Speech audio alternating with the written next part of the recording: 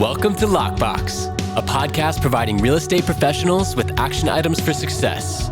My name is Jeffrey Brogger, and I'm going to be your host. I'm the founder of two real estate marketing and tech companies, STEEZY.Digital and realnurture.io. In this podcast, you'll learn from top 1% real estate and mortgage brokers the exact secrets to their success. Welcome to Lockbox. Welcome to Lockbox. My name is Jeffrey Brogger. I'm here today with Brett Swarts. Brett, thanks for being on with us. Jeffrey, thanks for having me. Yeah, absolutely. So why don't you tell our listeners first who you are and where you're from? Yes. So I am from originally from Mission, San Jose, Fremont, kind of Silicon Valley area of Northern California. And I live in a place called Sacramento. And I grew up with loving real estate, right? Building with my dad, custom homes, room additions, and fell in love with just the ability to do projects, own rentals, cash flow. And I had a chance to go to college and play some basketball on scholarship, which was pretty neat. I actually played in San Diego, a place called Point Loma Nazarene University for 1 year. Then I went to a junior college down there. Then I went up north to a small school called William Jessup University. And along that journey, I studied business. I studied Bible and theology and minor in counseling psychology. And also took an internship at a company called Marcus and Millichap, which is a commercial real estate brokerage firm. And fell in love with underwriting properties, cash flow, and helping people buy and sell investment real estate. And this was like in the 2006 stage, and things are going great. Not unlike a lot of things right now, like as far as valuations and transactions and deals. But it wasn't always easy because starting out as a brand new broker, you don't really know anything. I didn't know anything. And so I was just learning from some really great mentors and coaches. And I started to grow, started to get some momentum, really excited. And then all of a sudden something hit, and it was the 2008 crash. So I went from making a little bit of money to like nothing overnight. And I don't know if you've ever been somewhere, Jeffrey, where you're like afraid, like how are you going to support your family? Well, it wasn't only just that, but I was newly married and my first daughter was at home, and I went from being successful in a lot of things, like in college and hoops and, degrees and all that, to like feeling like a little bit like a failure. And it was tough because growing up, my parents were divorced at a young age. And so I saw wealth from my dad, but I lived the majority of the time with my mom. And that's when we kind of moved over to Roseville, Sacramento area. And so I knew at a young age I wanted to have margin financially, but it was tough because I wasn't making any money, right? It's sink or swim, 100% commission type of environment. And so I did what every good entrepreneur, I guess, real estate wannabe does. You get a side hustle, side job. And I did that at a place called Cheesecake Factory. And so by nights and weekends, I would work Cheesecake Factory, and by day, to making cold calls. And so I was going through this financial struggle, and people would tell me, go get a real job. I said, you know what? Instead of getting a real job, I'm going to go move in with my brother in his condo. And my wife was supportive enough to allow us to do that. And they said, well, go get a real job. I go, well, I love what I'm doing now. I'm learning, I'm growing so much. And so I'll get a side job. So that's what I did. I did it for 2 years. So I was going through this struggle. So were my clients. My clients, not necessarily like that, right? But these are folks that had built real estate portfolios for 10, 20 years. And they were also going through a challenge with the banks. You see, they had done what's called a 1031 exchange, and they had overpaid for properties, taken on too much debt. And so I was trying to help them negotiate with banks and reposition their portfolio. Then my manager came in and he spoke about a deferred sales trust. And this is kind of where the story kind of shifts here. And my manager brought this gentleman in and he spoke about the deferred sales trust and said, basically the pain of what they went through, they didn't necessarily have to go through had they known this. And like most people, he said, this is too good to be true. We would have heard about it. We're the best in the business. We know all about the 1031 exchanges. He's like, oh, this is not a 1031 exchange. This is something entirely different, but also similar. And so I started to apply that to my business. I started to talk about it. And this is in 2009. People say, you're crazy. My CPA would have told me about it. You should have called me 3 years ago before everything crashed. But I just kept believing that it really could change people's lives if they know about it. And so fast forward, my wife and I have 5 kids now. My business started to grow as I talked more about it, as I helped more people do these deals.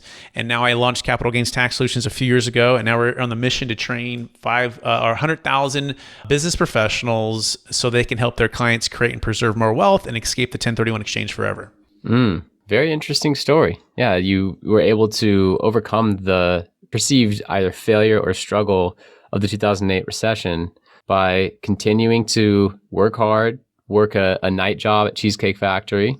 By the way, I worked in the service industry on and off for about 8 years. So I've been everything from a bartender to a server to, the fountain brings out shakes at Ruby's Diner. Like, I've done it because on the journey of especially learning the entrepreneurial path.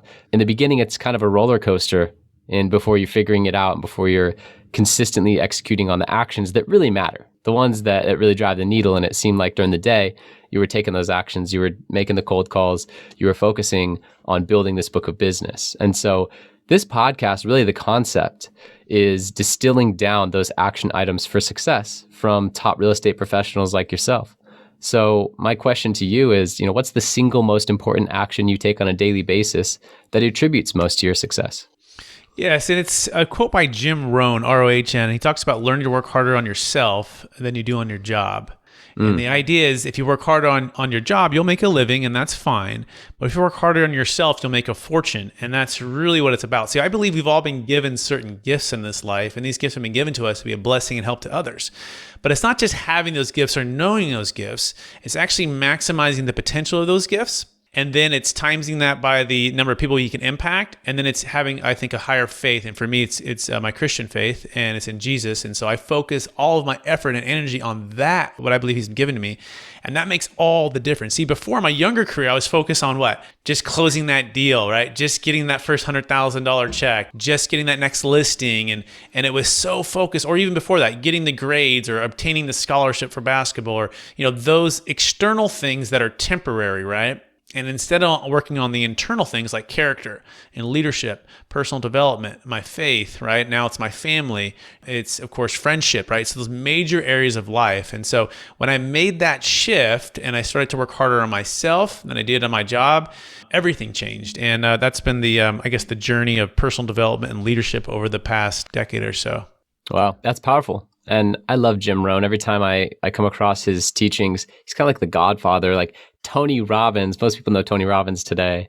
Tony Robbins sold Jim Rohn seminars in the beginning of his career and then kind of launched his career in personal development and coaching. So Jim Rohn is an absolute legend, and he does tie a lot of it. I mean, it's divine the way he speaks. He ties a lot of it to higher power. And, the fact that we're blessed and highly favored and just so many things that he says, it just rings true when he says it. It's amazing. So love that. Great one-liner from him and a great reminder from you. So that our listeners have some context where you are today, you have capital gains tax solutions, and then you also are in the commercial real estate world. So why don't you let our listeners know what your transaction volume was last year on the commercial side? Then I have some follow-up questions. Yeah. And so let's see, I think we did just over like 20 deals and approximately $100 million of gross sales price. Now, these are commercial transactions, business transactions with the Deferred Sales Trust. So my role is more focused on helping agents sell. Now, I've also done a few deals myself as well. We have a 15-unit multifamily property doing right now. My biggest years when I was still focused on commercial real estate were in 2017 and 18. And I think the net, that was around $60 million or so, mostly multifamily and retail properties.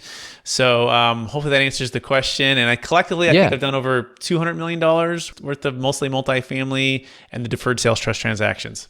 Got it. And so in the beginning, I mean, you were working so hard from 2006 to 2012, and it seemed like a lot of it, you were building the momentum, but kind of spinning your wheels. And then you hit a stride between 13, 14, 15, 16, where all of a sudden you're doing tens of millions of dollars in transactions. So, what was the difference there? Like what was the biggest thing that created that catalyst to level up? I think it was looking out for my client's best interest in the very beginning, right? And oftentimes when I think brokers go into transactions in the beginning, especially when I was newly in the business, I had to shift my mindset from, hey, how do I talk them into selling, to actually, how do I talk them out of selling and find out what's their best interest? So going in with saying, is there a way for you to hire property management? Is there a way for you just to refinance and go buy another deal? Why are you really selling? What's the true motivation? And how is this helping you solve your wealth plan and your goals? And when you take that approach of like, hey, I want to approach this like I was your son, like, Mr. and Mrs. Smith, if I was your son and I'm trying, and you're thinking about selling, I want to approach it like it's a family deal. And so by doing that in the beginning and having good mentors model that for me, right? And making that shift, and it really happened partly because of the '08 crash. And some people, couldn't sell, But I saw the pain. Like people are like, I lost either everything or half. And I've been building this for so long. And so being on the front lines of that to say, man, this is brutal. Like, can you imagine, putting yourself in their shoes? You've invested your life, blood, sweat, and tears for 10 or 20 years into these investments just to see them kind of fall apart.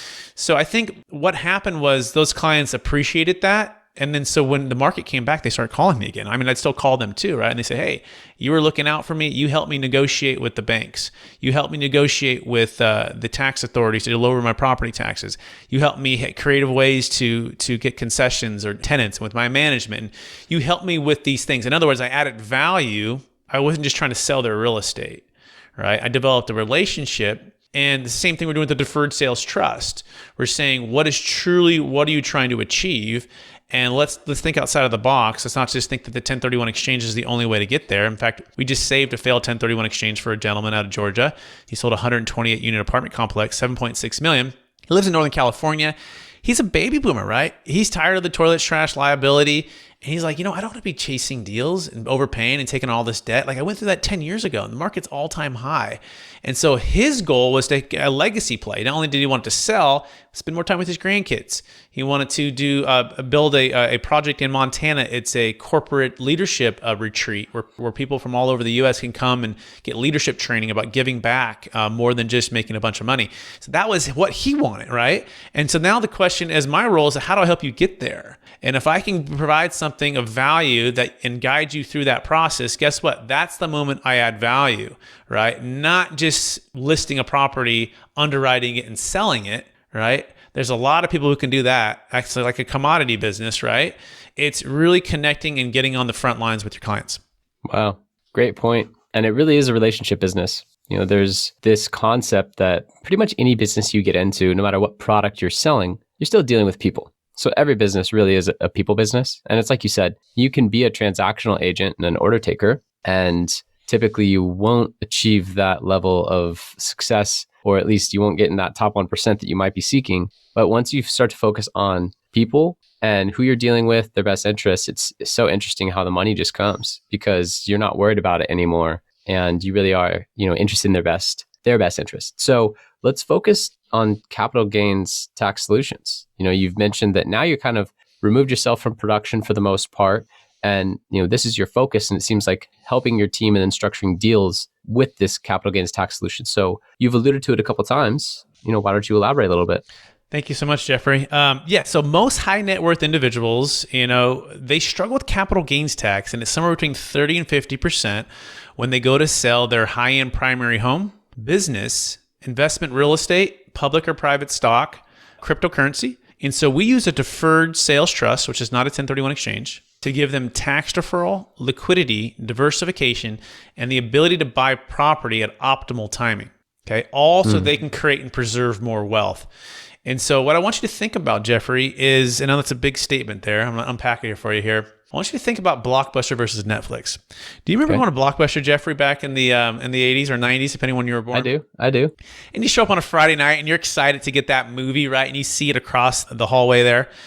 And it's behind that cardboard, right? And so you can tell it's there because the cardboard's pressed out, right?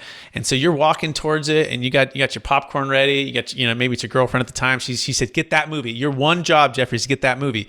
But just before you get there, somebody grabs that movie right in front of you and looks at you and smiles because he was doing the same thing, and your heart just sinks, right? So you're upset you didn't get your movie. So you get the movie next to it, and you're like, all right, well, maybe that'll settle for that, or that'll work. But then 3 days later, you forgot to return it, right? And so you get that penalty, you get that fine, right? Whatever. And then you forgot to rewind it. You get that again, right? And you're like, what? There's got to be a better way, right? And now you live in Huntington Beach, so you don't mind taking that cruise down, and it's a sunny and it's nice weather. But there's people who live in Wisconsin, and they're like, I'm driving in the snow to figure this thing out. Well, Netflix said there's got to be a better way, right? Well, I want to propose to you that the 1031 exchange is like Blockbuster.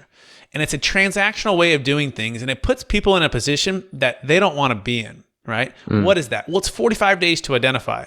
It's 180 days to close. We call this the shotgun wedding, right? Get engaged in 45, get married in 180.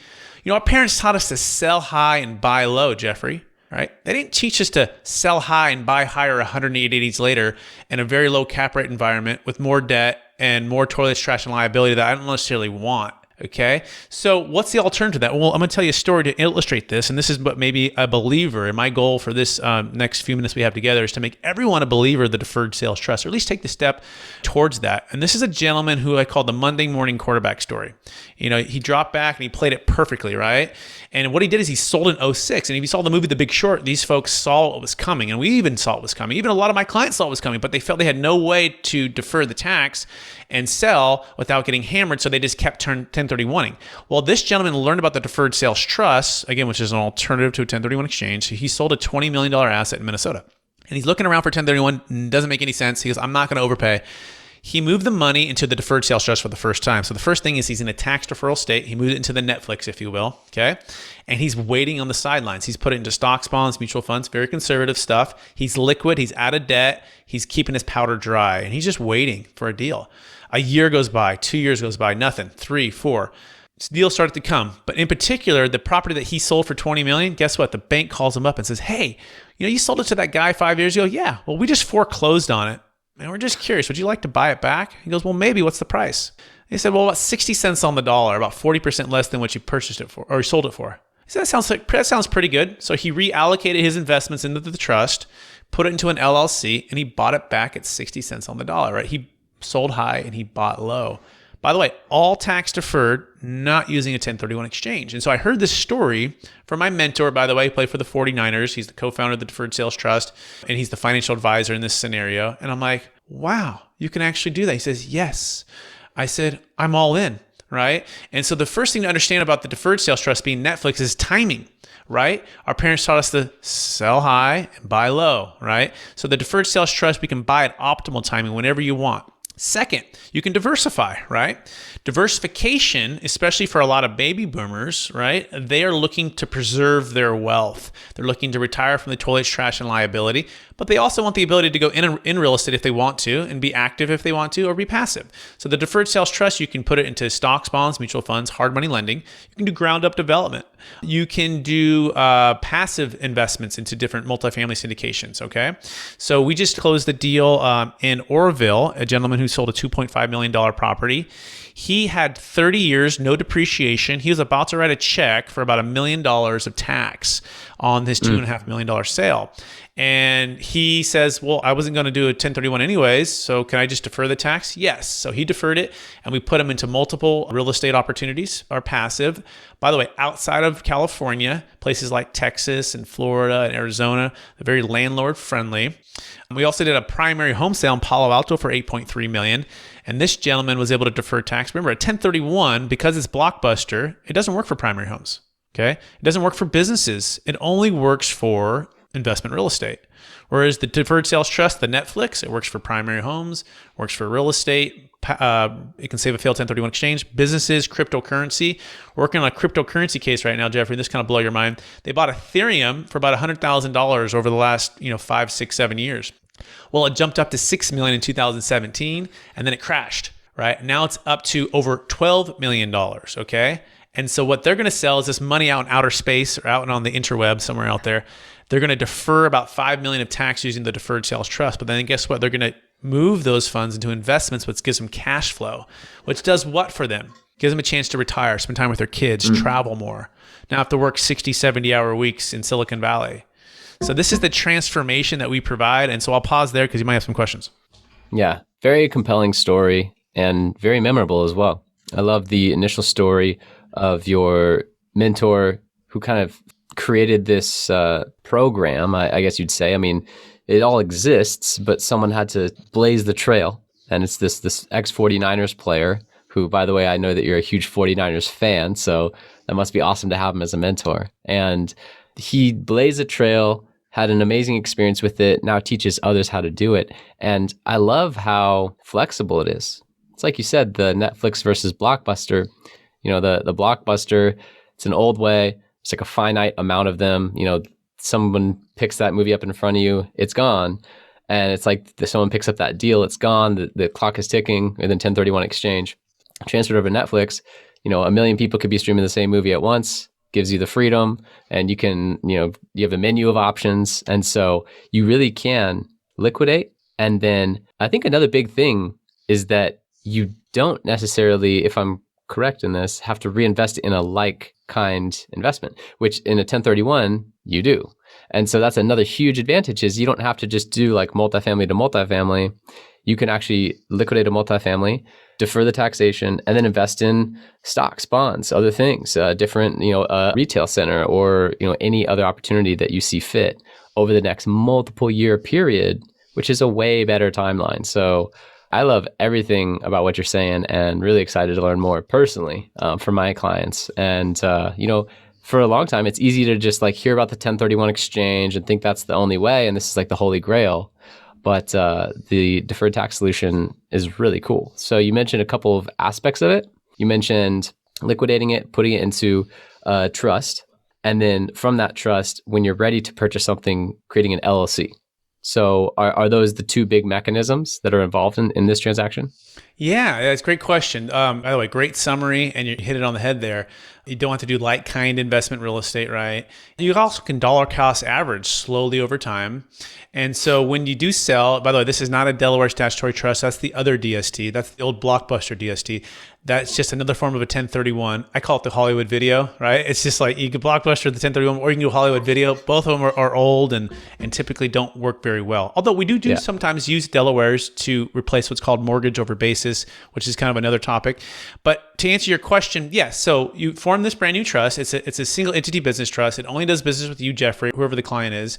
And the funds go there. Funds are never moved without your signature or they never invest without your approval. So you have 24/7 access to view the funds. They're typically held at TD Ameritrade, Charles Schwab on the investment side of things. And then if you want to go active, let's say you want to say, I want to go build this construction deal. In fact, I got a client who sold a business and for $2.6 million. He's in the marketing business and he had two partners and they wanted to continue and he wanted to make a new venture, which was building multifamily properties. So he sold his interest for $2.6 million, deferred about $600,000 of tax with the Deferred Sales Trust.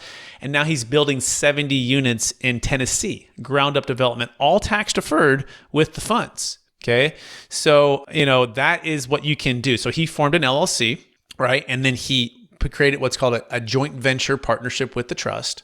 And now he's the managing member of the LLC and he's the majority owner as well. So he's running that deal the same way he would have. He just happened to have this silent partner, which is the trust, put up all of the down payment, all of the construction costs, and boom, he's starting to build it. So that's how that one works. So does that make sense? It does make sense. And the thought that comes to mind is if I keep deferring tax, at what point can I even use the money? But I believe the way to think of it is you can use the cash flow coming off the investments. 100%.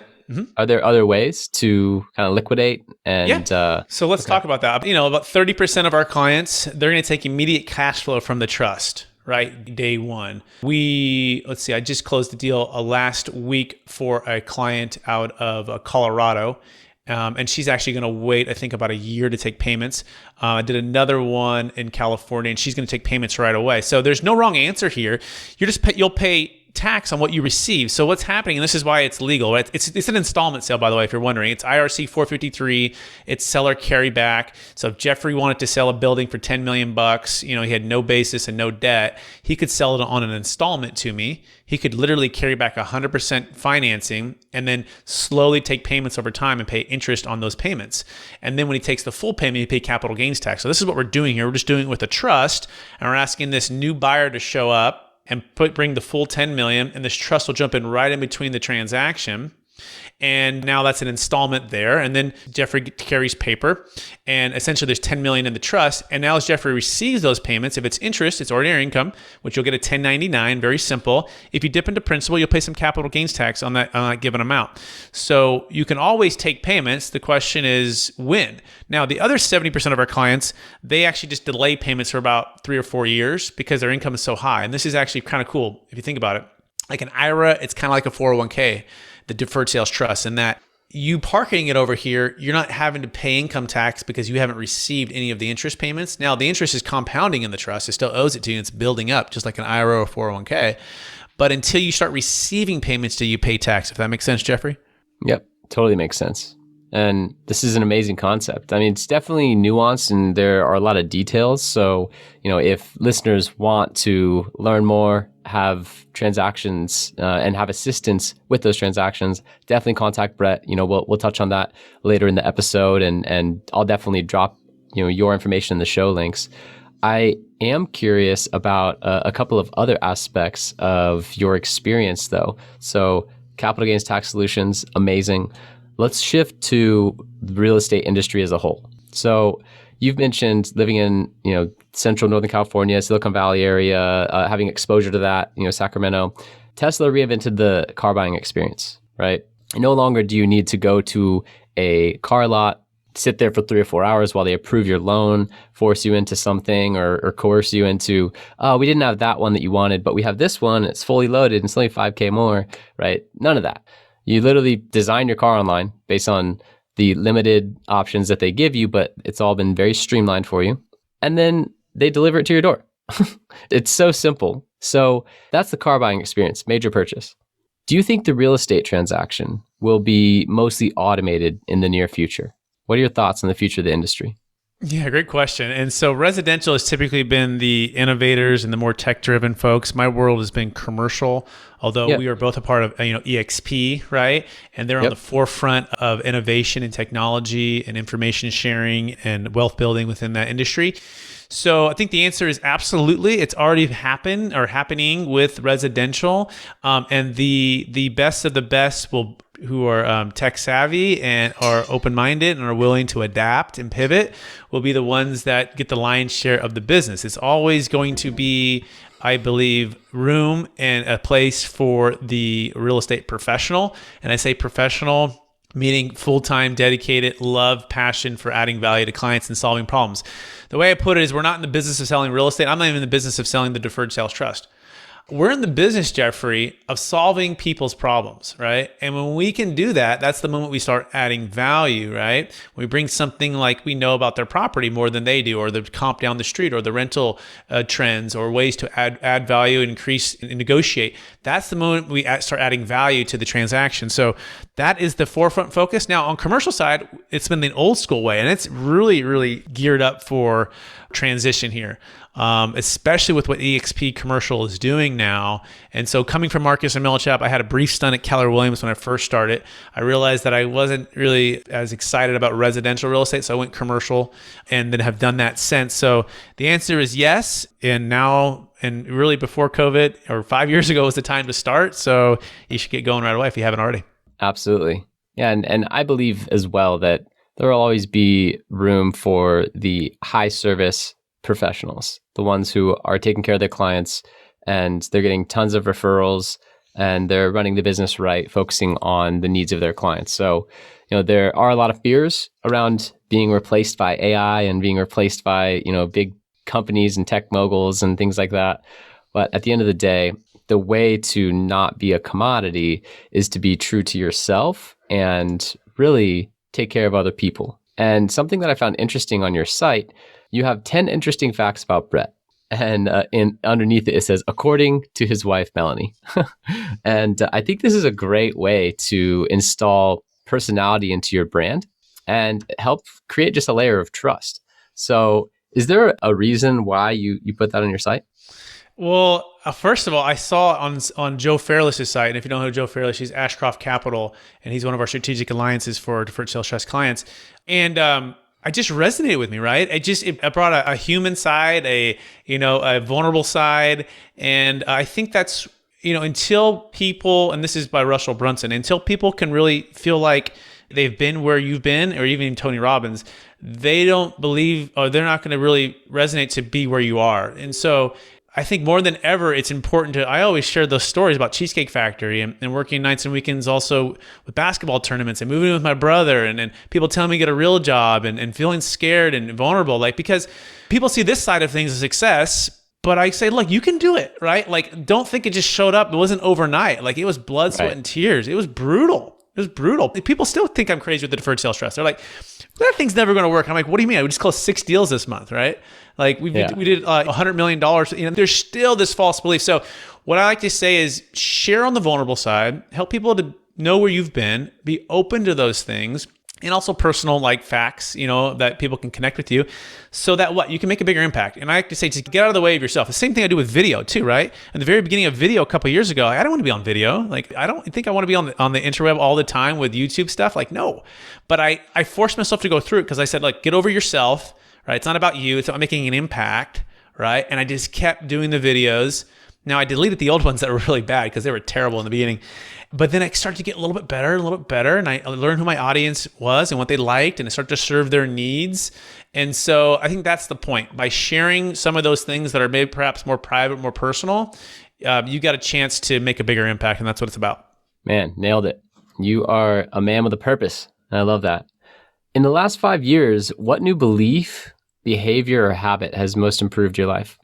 In the last 5 years, I would say the biggest one, well, there's two. I'll give you a business one, and then I'll give you a spiritual one. Okay. So for the business one, it's hi, my name is Brett Swarts. I'm a controlaholic, right?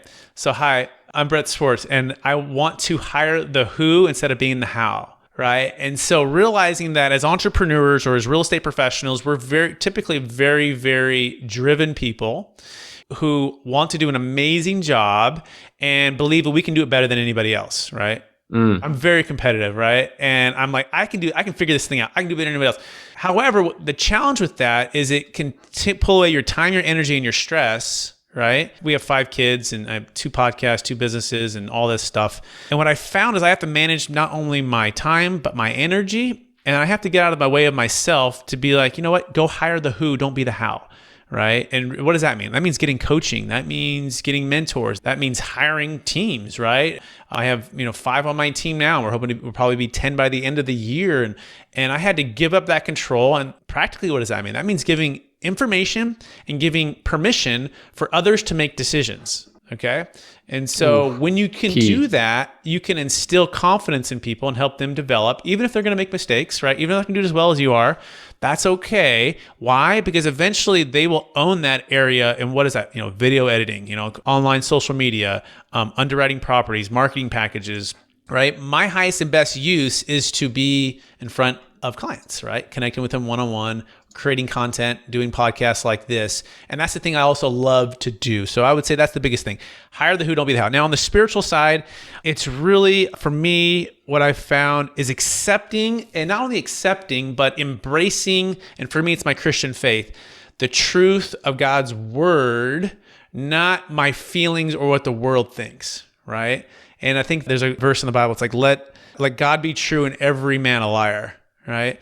It's like there's so many things that are vying for our attention and our hearts and and wanting to take and even then I struggle with things that I don't want it to take me there. Right? I know it's not best for me. So it's literally like saying like not only do I believe, but it's like I'm all in on accepting, even when I don't feel like it, or even when my logic sometimes doesn't necessarily add up per se on the things of God's word. So that's I just accepting him. And when I did that, and I've done that, and again, it's a constant thing.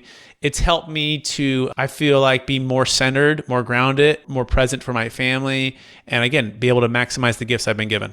Both amazing points. I want to unwrap each of them individually. The business one, you mentioned putting faith in your frontline team members and having the ability for them to make mistakes. I love that concept, and I'm a big believer in it. Ritz-Carlton, in fact, gives their frontline employees up to $500 to fix any customer issue in the moment. If it costs less than $500, fix it. And they give their branch manager staff up to $5,000. Just fix it, right? Because they value the lifetime value of that customer much more than the individual action or being a control freak and needing to have the yes or no on everything. Because what happens is then you become the bottleneck. So love that. That's a huge breakthrough that I had as well. And so glad that we're talking about it right now. Now, on the spiritual side, you nailed it. And I'm very spiritual as well. And I feel like a lot of people that aren't as spiritual have become that way due to the failure of man. And it's easy to kind of lose sight of the beauty of the forest for the ugliness of a few trees, I guess as the saying goes. So really, really amazing there. Focus on the principles, right? And focus on the progress towards those principles as we can live them in our human experience, not necessarily every single person who is following that path being perfect. So both amazing beliefs, behaviors. Really, really appreciate you bringing those up. Thanks, Jeffrey. Yeah, absolutely. So, in closing here, is there a question I should have asked you or anything that you'd like to elaborate on from earlier? I guess just as speaking to the real estate professional, right? Realize that things, we already know this, things are changing, right? And if you're not providing, I'd like to say, transformational experiences and outcomes for your clients versus just transactional, don't be surprised when you're not, perhaps hitting the goals that you want to be hitting, right? And so now more than ever, I believe the Deferred Sales Trust, especially for luxury realtors, commercial real estate brokers, is the number one, growth or marketing or tax strategy you should be focusing on, okay? Because we do believe it's the Netflix. We've been doing it in 25 years collectively, thousands of closes, billions under management. And Biden is considering, he's proposing to take away the 1031 for those making $1 million or more. He's also talking about eliminating or getting rid of the stepped up basis. The Deferred Sales Trust, we saw both of those things. You can move funds outside the taxable estate, and then you can also keep the taxes deferred, and your kids can step into your shoes. So again, focus on what the vision and the outcome for your clients are, and then get the coaching, get the training. We have experttaxsecrets.com. You can get training on this. At some point, you didn't know about a 1031 exchange, and then somebody told you, and then it changed the lives of your clients. Well, same thing here with the Deferred Sales Trust. We want that to be a part of helping you build a transformational experience for your clients. Deferred Sales Trust. I love that. So how can listeners contact you if they're interested in learning more? Yep, 2 places. So general information, capitalgainstaxsolutions.com. YouTube, we've got a bunch of free content there. So Capital Gains Tax Solutions, you can search that on YouTube, also on iTunes for our podcast. And then for the coaching, and if you like for the business professional, luxury realtor, financial advisor, commercial broker, syndicator, you can go to experttaxsecrets.com. That's experttaxsecrets.com. Excellent. Brett Swarts, everyone, a man of faith, an athlete, commercial real estate wizard, and someone who has something so interesting that can benefit everyone in real estate, the Deferred Sales Trust. It's amazing. I love this, and it was an incredible episode. So thank you so much for being here. Thank you for having me. Thank you for listening. If you want to accomplish your real estate goals, then I highly suggest downloading my free Ultimate Real Estate Goal Setting Framework. The link is in the description of the show, and it will help you break down your annual income goal into the amount of phone calls, appointments, or open houses you need in order to achieve that goal. Thank you so much, and we'll see you next time.